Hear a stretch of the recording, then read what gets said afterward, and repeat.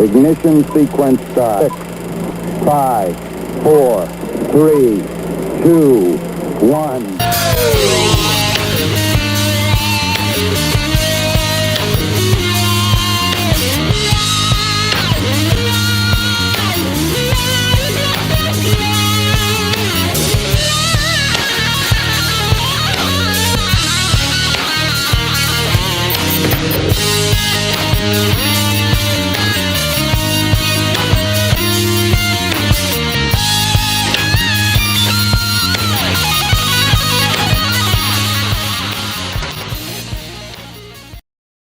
Well, hello, Scott Page. Hey, Mr. Claxton. How are you, my friend? Finally, we got to meet in person. We've been talking now for how long? A long time. Like at least a year or two, a couple of years, right?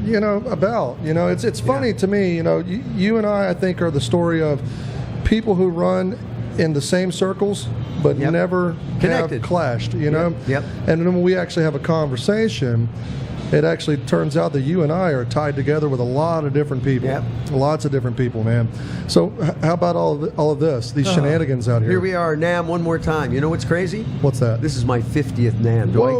Do I get an award? You get a round of applause. How about that? How many people can say that? Man, that's crazy. Yeah, I went back before it was even Los Angeles when they started in Chicago. That was kind of when it was the Chicago NAMM, and I went there with my father. This is interesting. So my dad was a great musician, and he invented he started all the amplified instruments and all those tone dividers and all that. We were part of which was the Thomas Organ Company, which owned Vox. And my dad, along with Brad Plunkett, were the guys that started and built the first wah-wah. The wah-wah pedal. Yeah. And so we introduced and showed that at that.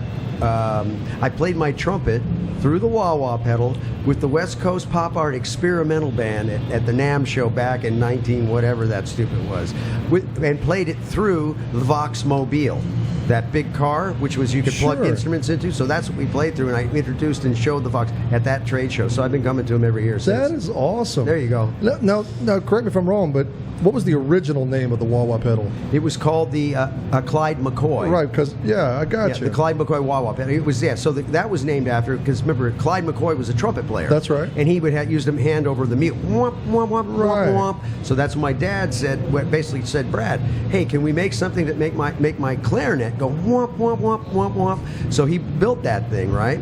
And then my dad, I remember, brought it home. And I came home from school, and there he was, watch this thing. So I remember him, I can see it right now. I'm watching my head, and there was a piece of plywood with a little potentiometer on it in this wah-wah, right? And he plugged his clarinet in, because it was made for wind instrument. It wasn't made for guitars. Sure. It was designed for it. And he played that, and I was like blown away. So I got my trumpet out, and I actually played through the first wah-wah pedal in my living room back in the day. And what's sad is I used to have that thing, and I lost it. You lost the original hold on, let me get this straight. You had the original wah-wah pedal, and you lost it. I have no idea what happened to that thing. That's almost unforgivable. It is. It's very sad. That's like saying I've got the first guitar amp and I lost it. I don't imagine. Who would even think? Who would even think that wah-wah pedal would be so famous today? Oh my God! It's almost unimaginable for rock and roll and the different genres without a wah-wah pedal. Yeah. So the engineer was Brad Plunkett. Yeah. And he actually won an award here, I think, last year for that particular pedal, because he was the engineer. My dad and him collaborated. My dad was the idea, came up, and they worked together. And my dad did the very first recording, and it was called the Wah-Wah Doozy. Oh, that's awesome. And he played it on, did he play it on bassoon? I think the Wah-Wah Doozy was played on the bassoon. So that was the first wah-wah recording was done with a bassoon. That is absolutely insane. Now that's a piece of history that I know and most people don't know. And that's exactly, you know, right? Yeah, that's exactly what I wanted to get into with all this. Unique history, stuff you're not going to hear anywhere else, man. Yeah. Well, here's one other one that will go along with that, because at that time when my dad started he was working with the Thomas Organ Company, which is Vox at the time. Sure. And they wanted to build, the whole idea was they wanted to make wind instruments compete with guitars. Right. So the whole idea of guitars being the rock and roll. So that's why they started the amplified thing. So they said, we need a place for you, Bill, to build out and design the amplified orchestra. So my dad said, hey, let's go to this. I came home from school, and he says, they got a building they want me to go check out. Let's go. Do you want to go? So after dinner, we drive down to this place. We go into this building. It's a big old building. Look at that, Steve Perkins, David Moss. Man. All my brothers. Oh, my God. We thought there was enough sexiness around here and then all of a sudden, here the guy comes. No, this is nothing but love right now. If you could only see this, people. If you could only see. It's not every day. Stephen Perkins from Jane's Addiction, who will be a guest on the podcast tomorrow. That's at, right. 10 o'clock in the morning. That's right. He will be. That's right. Yeah, he acts like he doesn't know that, but it's true.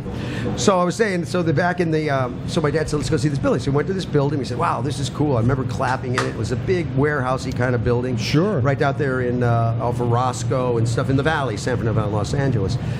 Basically, I said, came back. I said, that's the place. Went back to Thomas Orring, talked to, I can't remember, Joe Ben Aaron. He was the president, I believe, of Vox at the time. And it ended up being, we got the building. It was called the Vox Sound Lab, which actually was Sound City. Sound City. So okay, my dad awesome. was the one that started Sound City. He was. We started that studio, the very beginning, and even Dave Grohl's movie missed all the front part because I used to go into that place. That's where the wah-wah pedal was developed. All those things were designed, and one of the very first people that played in that room and recorded was my kid band with Jeff Porcaro. I was wondering if all of that was 100% spot on when I saw that's the Dave Grohl thing. Oh, yeah. So, no, they missed it because there was a studio, and they built that room, and I used to go set up chairs for James Brown. Sure. Because he would always have a Godfather himself. He would always have an entourage with the people who would sit in the room while he recorded. And so we recorded him in that room, yeah. So there's a little trivia. Sound City, Vox, there you go. A little piece of my kid's history. My next question, when are you going to write a book? You know, it's actually funny. It's actually very funny, right? Yeah. That's it. She's actually Eileen, and has been like pulling this stuff out of me. Eileen, stay on top of him. Make him do it. Oh, I didn't know you could hear out there. Oh yeah, we got a little speaker right God. here. I shouldn't say bad things about Stephen Perkins. Yeah, don't talk about Perkins. If I talk about Perkins, that could be really bad. Hey, we know lots of trash to talk about Stephen Perkins. Oh my God, you should see the size. Lots of it's just unbelievable. Look at the size. Oh my God. Oh my God. You know, people, he can get away with that. Yep. See, if I did that, I'd be kicked out of the NAMM Show. Yes. Right.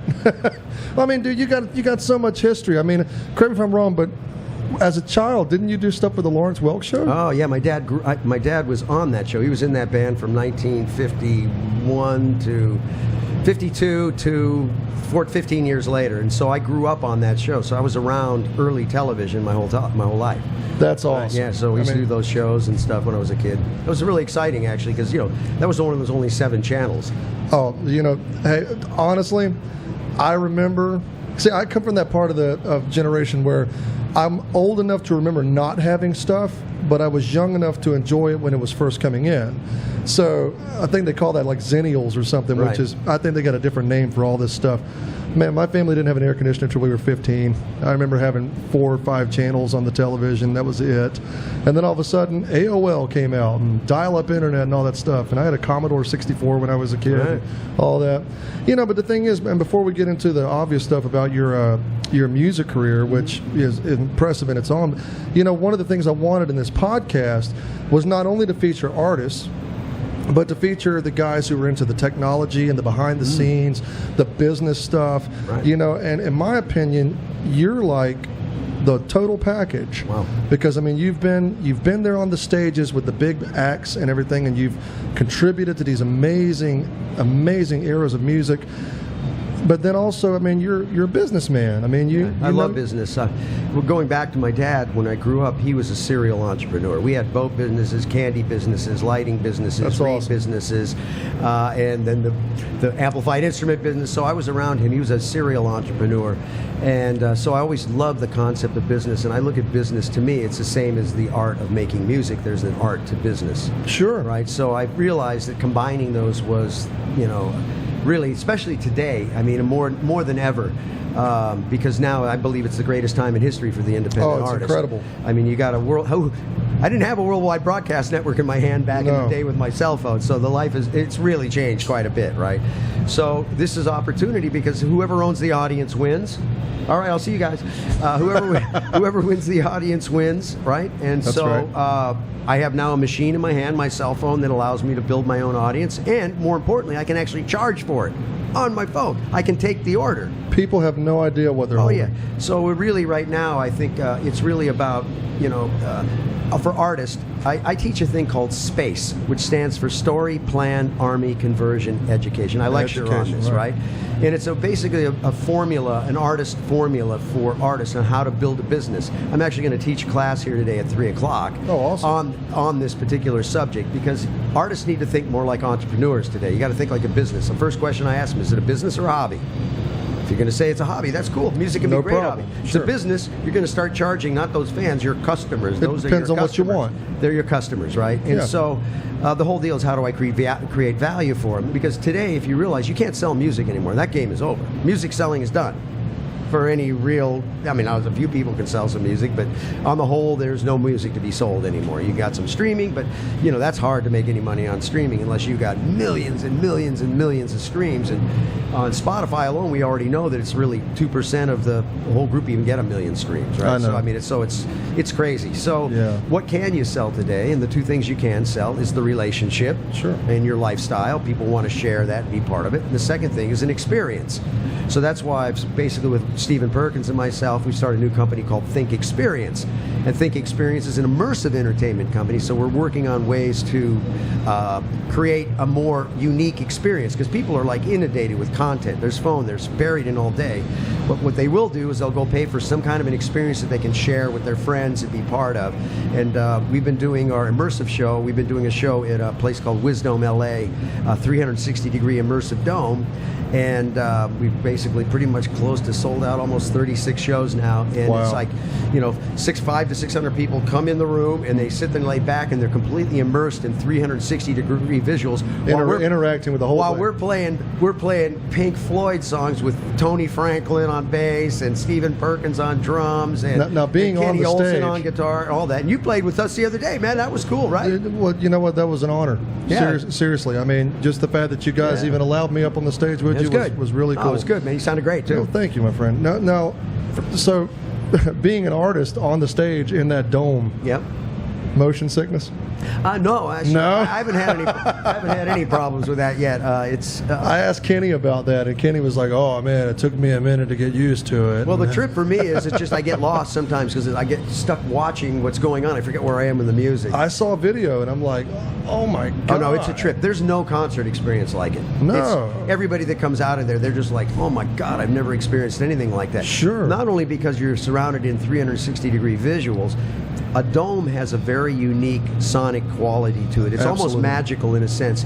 It's weird because I could be on one side of the dome and you're over on the other side of the dome and I can just whisper, "Hey man, what's going on?" And you're hearing it like I'm standing whispering in your ear. So it's got this weird quality, and it has also a very interesting thing because it has a big slap. If you hit the drum, it goes bap bap, bap bap, bap bap, and you're like, how can you even play in that? But what the trick is, I'm going to tell all you dome people, this is it. You pump mono through every speaker in the room. No, zero stereo. Stay away from it. Surround sound, pump mono in it, and then once you drive it up and it goes just loud enough where it overtakes the dome, it's magic. Oh man! So whenever I play a dome, now I know. You know the trick. Mono, baby, mono. You'll be dead if you don't, man. We tried because it was so funny. You'd like stand in one position, hear the drums, and I swear to God, you take 2 steps over and you'd have no drums. It was like, huh? Wow. Where did it all go? So it's a very interesting place to play, but it's magical, and it's just before the show starts, you can feel the energy in the room. So they're very special shows. So if you ever get a chance, hey, we're doing it on the 31st and the 1st again. If you're in Los Angeles, it's a must come to. I'll be there. Yeah. So it's really a fun show. Wisdom LA. I'm gonna be in town till February the 3rd. Oh yes. Oh, definitely got to come. So I'm gonna be in the front row. Oh yeah. You know. Oh, you're be there. I'm expecting a Kenny Olsen guitar pick. To be thrown at me or something. We can work that out. No problem. You know, I got to tell you one thing, because I'm a firm believer that at no point do you ever learn too much. You know, people sometimes get to a part of their lives or their careers where they think, okay, I can't go any higher, and that's just absolutely untrue. And one of the things that I learned from you said a quote a while back that really kind of hit me. You said, people don't buy products, behaviors buy products. Oh, absolutely. And I thought about that for a while, and I was like, you know what, that's spot on. It is spot on. Yeah, when I heard that actually came from a friend of mine, one of my favorite artists on the planet. You met her the other night, Shalita Burke. Oh, okay. And Shalita is She's not only one of the great artists that's killing it right now. She just won the best vocalist at the Hama Awards. She was the keynote speaker at South by Southwest. She was in Forbes. She's amazing because she's not only an artist, she's a full-blown software engineer, data scientist, and she really understands behaviors. And she taught me more than she understands the whole concepts of growth hacking. And I don't mean growth hacking. Sure. Hacking doesn't necessarily always mean a bad thing, like you're doing something horrible, but it's the idea of trying to figure out how to make things happen, especially in a digital world, get your products out there and all that. And so she taught me that one, and that's really, really a big one, because she says somebody that's 8 years old or 9 years old may like the same product somebody 75 or 80, so it's not based around demographics, it's really based on behaviors. Absolutely. I don't know. Some things I'll just catch, and they just, I pay a little more extra attention to them, and because that's one thing that I've always tried to do, because performing has been my life, and I've made a living off of doing nothing but playing music for the longest time. But at some point, I'm thinking, okay, there's got to be a plan B. So I've kind of been networking and figuring everything out, and guys like you inspire me. That's just the way it is. I see what you do. I enjoy it. You've got all the angles of the industry kind of figured out, and you know how to make them work for you. I don't have it all figured out. But I do appreciate the fact what works for you. Well, I get up and I try to teach artists in my space, story, plan, Army conversion, education. The education one's really important, because in order to do the other things that you need to do. Let me explain it so it makes sense to the audience. Sure. Story, that's one of the most important things you can do as an artist, period. Because that's the part that allows you to rise above the noise. And when I say story, I'm not saying, hey, I'm a guitar player from Cincinnati, I blah, blah, blah, I write songs, I smoke fatties, whatever. Nobody cares about that story. The story I'm talking about is, what do you stand for, and what is the purpose? What are you trying to, goal? Sure. Like, what are you trying to make happen? Because there's where you can start finding a story that people care about. Why that story is so important, because once I understand that story, I can align that story through data and growth hacking. I can find your audience that cares about that story. Why do I care about that? There's billions of people on the planet. I need to put my message and be able to talk to the people that care about what I care about and what I stand for, right? For sure. So we figure out what that is. And also it gives you something to talk about besides me. I happen to be like, let's say, like right now, we're building the Watts Conservatory of Music. Myself, Flea, Perkins, and Norwood Fisher, and the guy that was with him, David Moss, from Fishbone, and David Moss, who was just here. And so we bring in purpose into our business, so that everything that we do with Think is we're also supporting, because then it creates a nice loop. It becomes a win-win for everybody, and it also gives us something else to think about. Just like the show we're doing tonight, we're unveiling the Watts Conservatory of Music tonight here at NAMM Show, and in a crazy event we're doing at a place called Highway 39. We're doing Dark Side of the NAMM. Awesome. I'll be there for that too. That's right, with an all-star cast of jam afterwards. It's going to be crazy. People that are coming you won't even believe. I can't tell you because I'll get beat up, but it's going to be a great night. But so the idea of bringing purpose into it, and then once you figure kind of what you can stand for, what you can do, because now I can use those keywords, those things, and find the others. The next thing is plan. So what is the plan? Plan is critical, because then I teach a thing called the Lean Startup principles. It's based on the Lean Startup movement, and I've adopted it towards artists now. And the whole idea of Lean is there's several principles. One, don't run out of resources. So if you got $100, don't go blow that $100 till you know where that $100 is going to go. That's right. Number one, don't run out of resources. Number two, fail fast. Whatever your idea is, you want to fail as fast as you can. If your idea sucks, you want it to fail fast, because what happens is we will, as artists or as people, get behind it and think it's so great. And then how do I know to fail fast? Because I test and validate everything. That's right. So there's testing methodologies and ways to see if people really care. All these methodologies are being used in Silicon Valley now in startups all over. It's the new model. And then there's a thing called the Lean Canvas, which is a one-page business plan. And I make everybody, I don't care if you're an artist, if you're a CEO of a company, whatever, we build a Lean Canvas, because it asks 9 questions. If you can't answer those 9 questions, you're in trouble. So it forces you to make some decisions, but most important about that, it tells you what to do, but more importantly, it tells you what you're not going to do. Because that's where you do. Because remember, you only got so much time and stuff that you can get things done with, so you've got to be very thing. And the other one is, what's the smallest thing you can make that's going to make you the biggest amount of bang?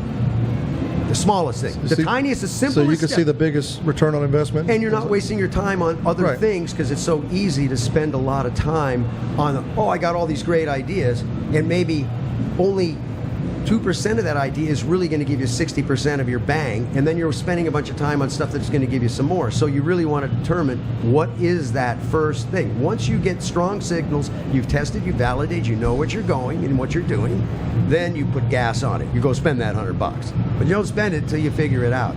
So we teach these principles to artists because it's the same thing. So once we build a plan, and we also teach them that you're a media network, so you got to build a media calendar, and you got to know how your stuff's out. You got to think like a television station and start broadcasting and building that all up. There's a whole model of how to have to go do that. And then the next one is the A, which is Army. And what I mean by that, Army's critical because those are your influencers. Who are the influencers that are around you, and who are the super fans? Because right now you'll know that in the super fan, your model, let's say if you have 100,000 followers, there's probably less 1%, 0.5% to 1% that are your super fans. 1,000. That's it. Sure. So if those are the people you want to identify, and you want to build a model around first, because they're the ones that are going to help you in so many ways. So I always tell artists, what are the influencers around you too? Maybe the other guy in the band's dad owns a bank and they do things, or whatever. There's influence, so you understand your sphere of influence, because then you try to figure something out that is valuable to them also, something you care about. And then when you go in, you have a conversation. I'm doing this event, we're sponsoring it, we're doing for this particular thing, blah, blah, blah. Would you come in and help sponsor our business? I have a sphere of influence that I can go to that's already surrounding me, right? So it's really about, one of the most important goals is to influence influencers. I love right? it. That's love it. Don't waste your time on a whole bunch trying shotgun out there. Find those handful of people, figure out how you can influence them, solve problems for them, make them feel like you're really connected, because it's got to be sincere and honest. Those people will help you more than anything. That's like one another role. So we talk about the A, the Army, and then the C in space is conversion. Because if you're not converting on what you're doing, you're not nothing. I got people, but I got to convert it into revenue, or some kind of something. I've got to get people to sign up for my mailing list. I got to whatever that conversion is. How do I move them? And there's a thing called conversion funnels, and you can go online, just type in conversion funnels, and it'll come up and it'll start teaching you all the techniques on how to convert somebody into finally doing what you want to sell them, building the trust in what you're trying to do, so that they will actually write that check and join whatever, or sign up for your newsletter, or whatever that is. So these are all techniques, and the beauty is everything is online. Dude, you can type in anything. And I try to teach them social media. Type in how to do Facebook for business. Not how do I use Facebook, how do I use it for business? Twitter for business, all these Instagram for business. Start learning, and that's where it gets down to the E. All those things I talked about, if you don't get yourself educated, forget it, ain't gonna happen. No. So you gotta get up every day, and I teach artists that you gotta get up and spend a couple hours a day focusing on educating yourself. I get up in the morning, first thing I do is I got all my people go to that I read their blogs and their posts, all my influencing people that give me value and knowledge, I go do that. That's my first thing. I go to copyblogger.com because I love copywriting, and there's all these things, and it's incredible. That's a great site, Copyblogger, incredible educational stuff. There's a bunch of them out there. I was going to say, on the Lean Canvas side, I want to go back. If you go to LeanStack, LeanStack.com, you can build your own Lean Canvas. So it's an interactive form, plus it has all the videos. It'll teach you how to fill in the forms, ask the questions, and you go to school. And the other one I tell people to do, there's a book called Running Lean. I suggest everybody, just go read that book, go get your Lean Canvas, figure out what you're doing if you're serious. And can you find this book in any of the major stores? Just Amazon. You go Running Lean, just hit the button, and you can just download it on your Kindle or on your phone and just start reading that book. Because what it did is, that book is about how he took that book, used the Lean, when he wrote it, used the Lean startup principles to make the book, and how he made it a #1 bestseller. Oh, sweet. So it's all about taking a product, which you are a product or whoever it is, and how do I make something that acts successful. So he uses all those principles, and he shows you how it works.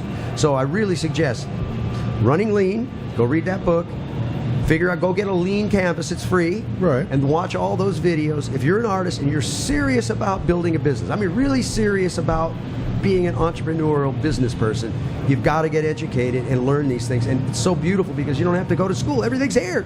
Everything is there. Oh, this thing here gives People you everything. do not, and this goes back to what we said, they Google. don't understand the power that they're holding in their hands half the time. Ask questions. It'll Right. tell you everything. It'll get you everything you need. And what's so funny is some people actually make fun of it. Oh, yeah, if the internet said it, it must be true. Actually, there's a lot of truth on the internet.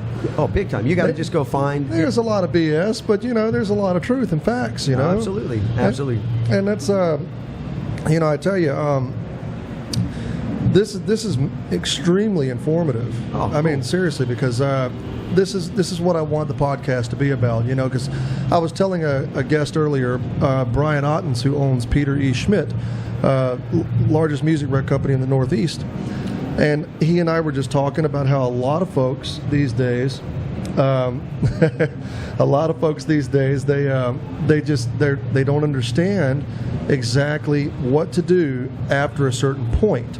They get to that point where they can perform, they can book the bar gigs and things like that, and then they don't know where to go beyond it. Yeah. And I'm convinced, and agree or disagree, that most people don't get where they want to go because most of them in this business don't understand the business. Well, of course. That's the way it is. Especially the new business. It's different. It's different right now, and that's why I say it's a great thing, because there's a model. Kevin Kelly, I don't know, 10 years ago, 12 years, he coined a word called the 1,000 true fan. 1,000 true fans. And here's how what it is. I think they're true fans. Here's a dedication. I mean, here's what a true fan is. Sure. A true fan is somebody that will spend $100 a year on whatever you're doing. Right. $100. That's if I have 1,000 of them, there's my first $100,000 in revenue. So my whole model is you go small, build a repeatable process, and then scale from there. And let's just go get that first 1,000. Forget about the world. Forget about everything else. Just go get. Whoa! Look at that, Pink Floyd. I'm telling you, man. Look at that. Got the Pink Floyd towel. Hi, buddy. Look at this, man. We got people all standing around here. That's right. At NAMM, all they're here hanging for out. Scott Yay! Page. Scott Thank Page you. from Pink Floyd. Here we go. That's right. Thank you. Crazy. That's fun. How about that? No, So that's the whole thing, the 1,000 true fan model. So as an artist, the goal is how do I get that first bit of revenue and get the model working? So I want to, and then I scale it after that. Everybody tries to send stuff out. They go everywhere. Man, I'm telling you, the sphere of influence. Start in your own backyard. Sure. Right in your community. Right in the hometown. Yeah, and start building that list. I mean, here's a deal. There's a thing called the 7 levels of conversation and conversion. And it works like this. The lowest on the bottom level is an ad piece. You just throw a marketing piece out. Then the next thing after that is a targeted email list. Then the next thing on conversion is email list, is a phone call. No, is a it goes email, a targeted email list, social media. Believe it's not at the top. It's social media. Then the next one is, believe it or not, a handwritten note. So I always tell artists, when some fan does something nice, sure, get your phone out, write a note, take a picture of it. That means a lot to people. I got a handwritten note from the artist. Yeah. Signed for me. That's huge. Like, how many times when you get a handwritten note that somebody sent you, took the time, you save those, you put them away. So Absolutely. It's a great conversion. The next one is a phone call, because now it's one-on-one. That's the easiest way to convert. I love phone Then calls. the final two that I try to tell artists are the big ones, right? A live event and a one-on-one. Right. We do shows. So when you do a show, artist, are you picking up all the emails? Are you mining all that data? Are you really dealing with it? How do I get people to think? You've got an opportunity to convert them into your camp. Sure. Right. So it takes work, and you use your super fans to help you gather all this stuff and pull it together. So it's a process of using your super fans, influencers to help you build your business, because you really need a team, and then you use some of these techniques and ways to basically convert. So that's conversion. So there's all these conversion strategies. Like, I'm going to tell you one that I'm going to share with you that I think artists out there, if you're an artist out there, you're going to love this one. Sure. Shalita Burke. I met her about 4 years ago. Hits me up on Facebook because she sees my thing, says I'm into growth hacking and crowdsourcing and technology, and so she's a technologist, right? So she calls me up, I talk to her, I said, what have you been doing? She says, well, I've been touring around the world, and I said, how do your shows do? She says, I sell them all out. I said, you just walk into a town and sell it out? How do you do that? She says, have you ever heard of meetups.com? I said, meetups.com? Yeah, of course. A meetup.com is where people converse as a group online, but they always meet up. Right? She says, I go there, I book my tour, I see where I am, I find the meetups with the people that make sense, I join those meetups, they got hundreds of people in those groups. It's brilliant. And then she says, hey, by the way, I'm going to be in the town on blah, blah, blah day, come to my gig. She schedules the meetup to come to her show, sells the place out, goes to the bar owner and says, hey, give me a drink ticket for, I'm going to fill this place up with people. Give me a deal for my people that my fans are going to bring in. Sells them all out. That's brilliant.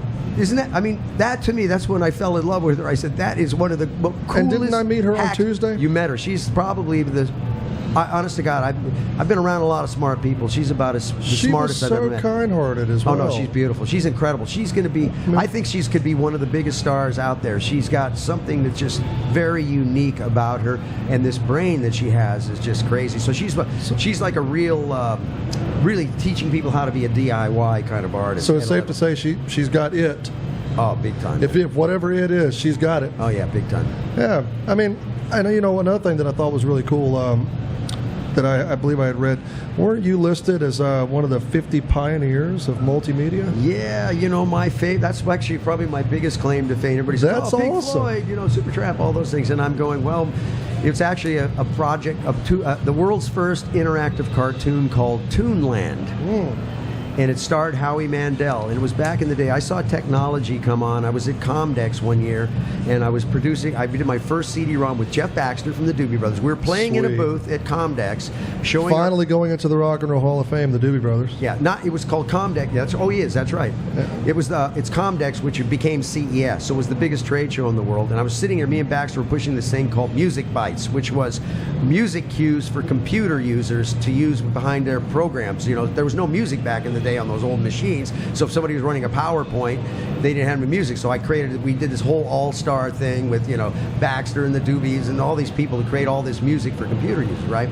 So we're sitting there doing this, and I look across the room and I see this thing where I'm like, what is that? And I walked up, and it was a kids program called Just Grandma and Me.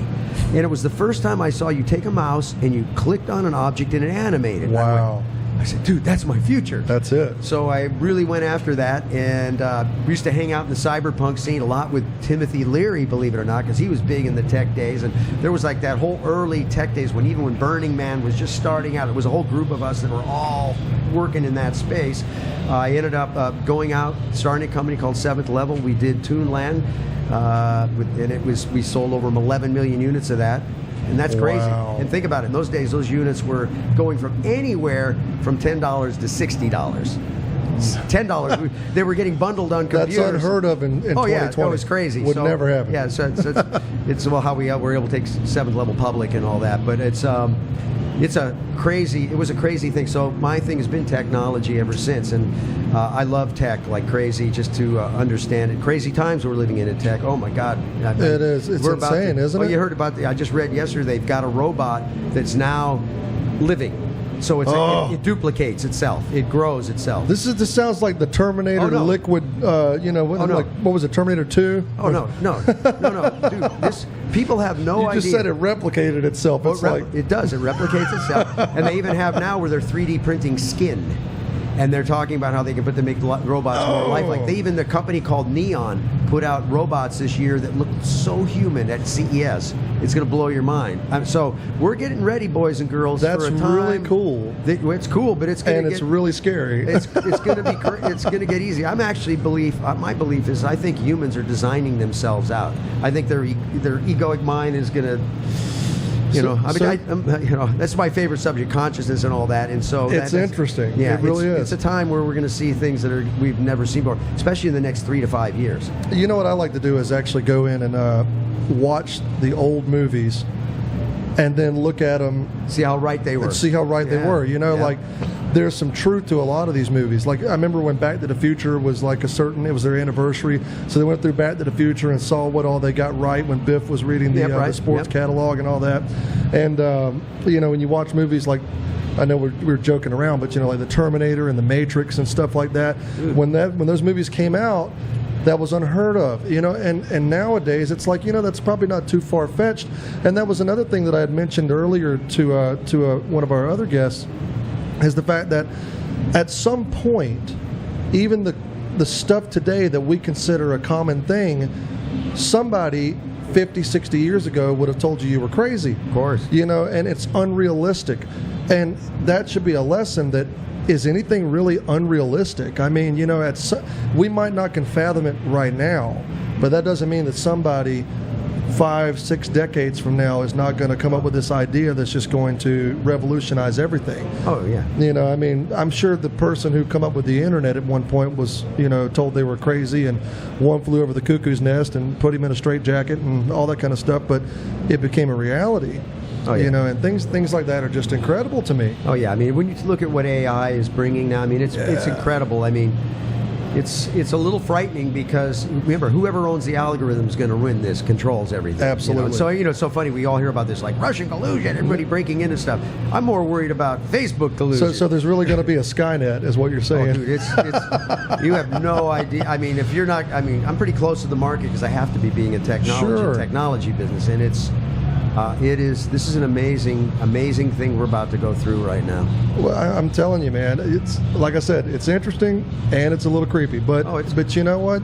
You got to change with the times. You got to go for this stuff, you know. Oh, can you hand me one more water? One more water there, brother. Thank you. Yeah. So now we got to talk about, you know, the Scott Page, the artist. Oh, okay, let's go. We got to, because I got to tell you, aside from the obvious, you're a technologist, an entrepreneur, and things like that, you have played in what I would call my personal holy trinity of bands. You know, and I would say, crazy, I right? mean, I would literally say that my favorite bands, probably in no particular order, but the Beatles. I'm a big Beatles fan. Yeah. I'm a big fan of Rush. Rest in peace, Neil Peart. And the rest of them, in no order: Pink Floyd, Supertramp, and Toto. Yeah. And you were part of all 3 of those bands there: Pink Floyd, Supertramp, and Toto. And you know, Toto always fascinated me, because I don't think people realize just how much of the classic material that they're listening to was played by a lot of the guys in Toto, because they were incredible session musicians. Oh my God, are you kidding? I mean, Jeff Porcaro, before he passed, a genius. he would have been on, I mean, he probably would have been on 10,000 records. I mean, it was thousands of records he played on. You know, those guys did and more Lukather. Yeah. Yeah, Luke, all those guys. I mean, they've just, that's their whole thing, you know. And you know, I grew up with them, so I was my first band. They were one reason I became a musician. Wow. Because I studied being an architect, and then I still kept playing trumpet with my dad wanted me to play trumpet, but I wasn't doing it seriously. But he said, you can play on the weekend instead of working at a gas station or something. You can go play some gigs and make a little money and just do it, because he was a musician, so I would do it for him. Sure. In a sense. And so I didn't really take it serious, and I was a draftsman, and I was working in this company called Audiodyne, and I got in the band playing second trumpet. I was the worst guy in the band. It was like a blood, sweat, and tears, Chicago style band. No, I was, dude. I could partly play second trumpet, because I love how you're humble, Scott. I know. Back in those days, remember, I wasn't practicing a lot in those days. Sure. But it was with Jeff and Paige and all of us, and we started winning all the Battle of the Bands. It was called Merciful Soul Band. I'll bet. And we were winning. I was like, dude, am I going to sit in this room here drawing, or wow, this front row is filled with a lot of beautiful girls. I think at that age, I was going to go. I'm going to go with the front row where the music was. It was way more fun. So, absolutely. So they were the ones that got me really into that. And I was never, like I said, really truthfully, I could hardly play back in the day, because I was like the second trumpet player in a band. I had to really work, where these guys were like monster players. So they took off, and it was just like Jeff was this thing that I always wanted to grasp. Like you're an inspiration. So, my inspiration at a level, and mentor, because he taught me things like, you know, the groove is a delicate thing, right? Absolutely. Made me really think about metronomes and time and all that stuff. And so I spent like 5, 6, 7, 8 years just studying. I dropped everything, and I became, you know, practicing from morning to night, playing gigs, really trying to hone my craft as quick as I could. And so when I got firstly one of the first big bands, I believe, was with Seals and Croft, which which Jeff was part of back in the day also. Summer Breeze. All that stuff. And then I got called, later on, I got called from them to go play with Toto. After I did that, and I played with Supertramp, and I got called, and that was like, that was like a big goal for me. I got to tell you, though. It was a big goal to hit that mark and to be one. That was great. The fact that you were on stage performing with Porcaro, to me, is just, that inspires me. I mean, no doubt, because I remember one time I was watching, I found this YouTube video of the isolated tracks to Rosanna, and that was the most incredible thing I think I had heard, because they literally took everything and broke it down. And then I watched a separate video where Porcaro was describing how he came up with the Purdy shuffle and the Bonham thing where he mixes the two together. It was so precise. And I've seen so many bar musicians like, I could play that. And then they try, and I've heard very few pull off that beat to Rosanna correctly. It's incredible. And so now did you do Supertramp first? That was correct, right? I played Supertramp first, yes. And I asked you the other day on the phone, and this kind of blew my mind, I got to be honest. I was like, so when are we going to do a Supertramp tune?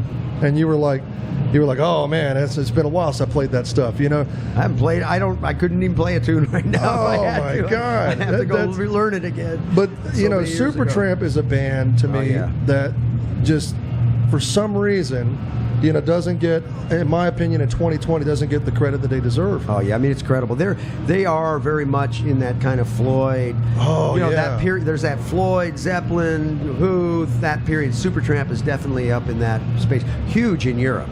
I mean, Europe, stadiums enormous. We sell out. We was crazy. That was my first really big stadium tour, was with them over in Europe.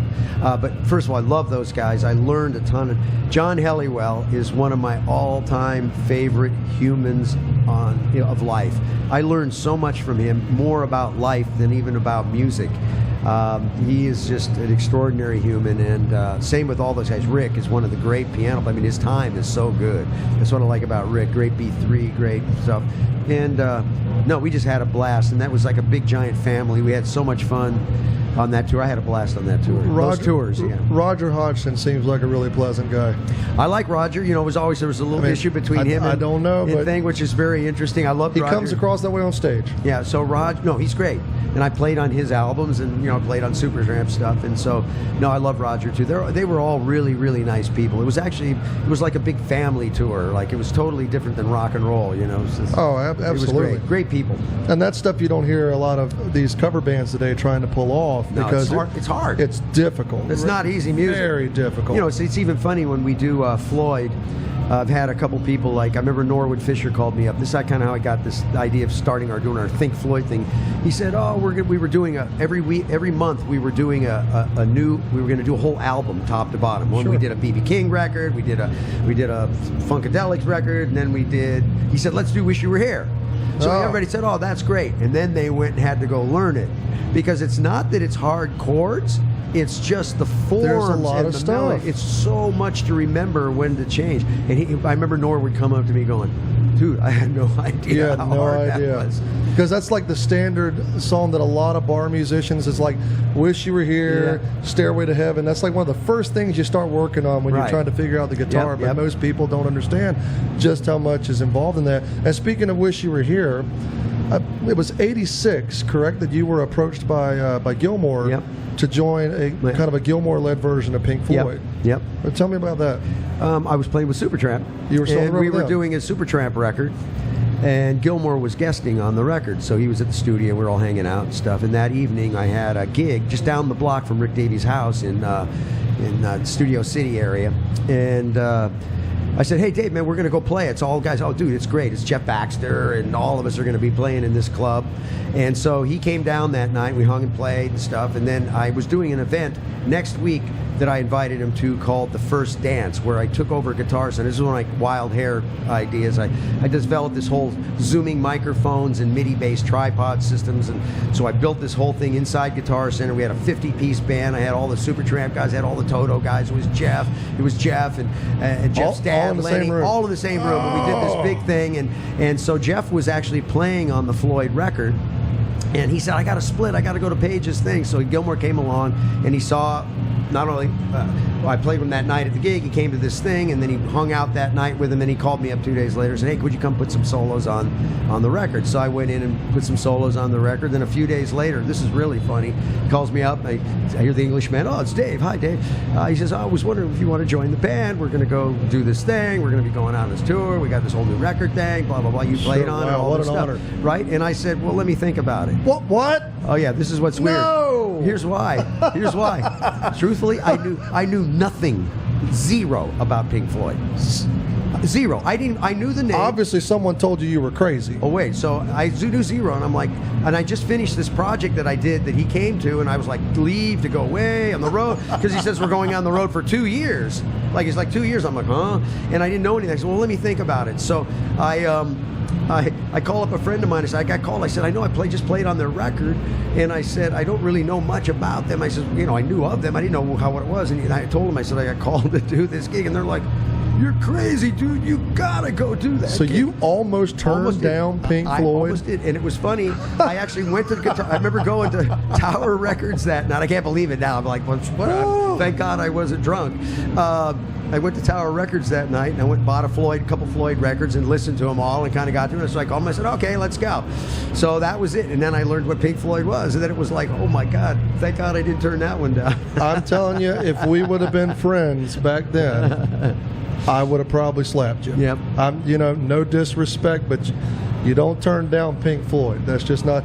Yeah. I thought it was funny one time because I read somewhere that Nick Mason he referred to you as another stage show on your own, because I've seen the pictures and I've watched the videos. You had the raging mullet going on, bro. I had actually one of the first mullets. I got to actually say, they modeled mullets after me, baby. That's right. I designed that thing. I was like I was before all those guys. It's coming back. Well, oh, it is. Oh, that's funny. Oh, dude, I've seen people wearing them again, man. Oh my God, it's crazy. I mean, people, for some reason, everybody's like, oh, I'm going to do something new. And I'm like, most anything you're calling new was done years ago. You just don't know it. Well, I did it because I did a tour with Diana Ross. Right? I played with Diana, and I went out, and she was just incredible. I mean, she was probably one of my biggest mentors of all my life. She's amazing. She taught me more about show business and stuff than anybody I've ever worked with. But one of the things that I noticed was her hair and how it flew around and the stuff in the air and how important it was. So I said, I got to have long hair, but I said, no way am I going to have long hair in my face all the time. So I'm going to have it short in the front, and I'm going to have it long in the back. And so I grew that business thing. In the front, party in the back. That came later. I wasn't thinking that. I was thinking convenience, man. I didn't want to have that thing in my face all the time. So I ended up growing that thing. And there's actually a funny picture online of me when I was playing with Spinal Tap. I played with Spinal Tap at Radio City. Did it go to 11? It went to 11. It went to 12. But I looked at my hair on that. I had this mullet. My hair was past my waist. Your hair went to 20. It went to 20. So it's so funny looking back at that stuff. Now, after I cut it off, I went and washed my hair for the first time. I said, what was I thinking all these years? Let's say dry it in like 30 seconds, right? It used to take me 5-10 minutes to get your hair dry. It was like such a pain. All that time I wasted. Anyway. Brother, that's amazing, man. Well, before we close it out here, do you have any advice? I mean, you've given so much already, but is there anything that you'd like to say to any aspiring up-and-coming artists, that just need a little bit of something? If you could think of one thing to target on, what would that be? I always go to this because all of this and everything we do doesn't really matter. I've taken a very heavy kind of what I'll say spiritual path. I don't want to say I'm not religious. It has nothing to do with religion, but the concept of how your mind and your ego and your conscious and stuff works. And I'm going to tell you, I try to tell everybody here, you and me right now talking is the only thing that's real. That's it. That's it. 2 minutes ago is an illusion. 2 minutes from now is an illusion. And all that suffering you go through, because I see artists suffering, oh my God, what am I going to do? It's all, if you look at it, if that's the only thing that's real, I could be suffering here right now, just worried about my gig tonight. Right. I could be getting all freaked out. I mean, there's so much that has to be done. It's going to be fine. It's going to be fine. It's all going to be fine. And what's going to happen is as it gets done the next day, it's over. There's nothing I can do about it. I'm going to move on. So artists, I think you start taking that inward journey, what happens is you start to learn that your biggest issues are your own mind. causing you more problems because you start identifying with those thoughts. So if I told every artist, just as you're walking around, stop yourself. If you can remember to stop yourself, ask yourself, where am I right now? Put your attention where you are, and then ask, what am I feeling? Ask yourself, what am I feeling? If you feel any anxiety, tension, or fear for any reason, it's because you're identified with a thought, because you're standing here with a glass of water in your hand in reality, right? That's right. So the reason I say that is so many blocks for artists are mental blocks. And those mental blocks get in the way of really who you are, because you are not the thinker, you are the watcher. Because the mind is incapable of knowing truth from falsehood. Easy to prove. If the Sure. mind was capable, there'd be no war. That's right. Who would go kill anybody, right? So it's really that conscious voice. And so the idea is waking up that and starting to realize that your mind makes you crazy. So I'm going to tell every artist, I have so many of them that have so many mental blocks. If you start taking this inward look to trying to flip the switch, instead of being the thinker, being the watcher, watching your thoughts, you'll start to realize, and it'll help you with your career more than anything, because now you're not going to be taken down by all this stuff, because that's the biggest problem to making people So happy. it's safe to say, live in the moment. There is only one moment. Right. You have no that's choice. it. Too many people think too far in the past or too far ahead. Well, there's only one moment in Right time. now. It's always the same moment. That's right. Tell me when it's a different moment. I could walk over here. I just did this. The moment hasn't changed. No. It's So the same moment. I'm going to walk out that room. That moment hasn't changed. It's the same one all the time, right? that's right. So it's only when your mind goes someplace else and you forget, you lost the moment. Because That's you're somewhere exactly else, right? And so the idea is how do I become more present? Because when you are, you can handle things much, much better. So all artists, everybody out there, take that inward look. It'll help your career like you could not believe once you can start to get past all those mental blocks of like, oh, how am I going to do this? What am I going to do? Am I good enough? Blah, blah, blah. Lay in bed. I don't know. I'm scared, nervous, all that stuff. You master that. You take control of that and you win. And so that's the greatest advice, and that goes to anybody, no matter who you are. You don't even have to be an artist. Sure. There you go. Well, we got to give a big shout out here to Gator Cases for this awesome podcast booth. I've known Gator Cases for a long time. Yeah. Great cases, great company. stuff, great company, and thank you guys for Giving having a me. big shout out to Shure microphones The here. staple of Gotta the do industry. that. And one more time, tell them where you're going to be tonight. Oh, tonight. So if you're NAMM folks and you're hearing this tonight, we're playing Dark Side of the NAMM with an all-star cast of incredible players from all these bands. We're doing a Pink Floyd thing, and then we're also doing a big all-star jam after. We're going to be introducing Feng Yi. And if you haven't heard Feng Yi is this 12-year-old Taiwanese He's a prodigy. ukulele prodigy that will blow your mind. He's been on Ellen. He's his socials blowing up. He's incredible. So he's worth coming to the show just to see this kid blow your mind. And we're doing it at this place called Highway 39. It's just down about 2 miles away from the Not too far from the Anaheim Convention Center, right near the Grove. And it's in this cool old antique, beautiful car collection museum. This guy's private collection with all this stuff. We got the big stage in their band, and everybody's coming. Gilby Clarke from Guns N' Roses, Vernon Reid. Oh, wow. Living Colour. Living Colour. We've got George Lynch is coming to play. We got Kenny Olsen Perkins, Kenny Aronoff. It's gonna be a crazy epic night. So if you're I in town, can't wait come to on. be there. All right. So thank you very much, Scott. And more importantly, we're doing it for the Watts Conservatory of Music. We're building that school. So come on down, help us out. We're building a school, get music back in the schools. Well, this podcast has been by far one of the most amazing conversations I've ever had. And Dude, I feel love fulfilled. Nothing but love, Scott. Thank you very much, brother. All right. Bye, folks.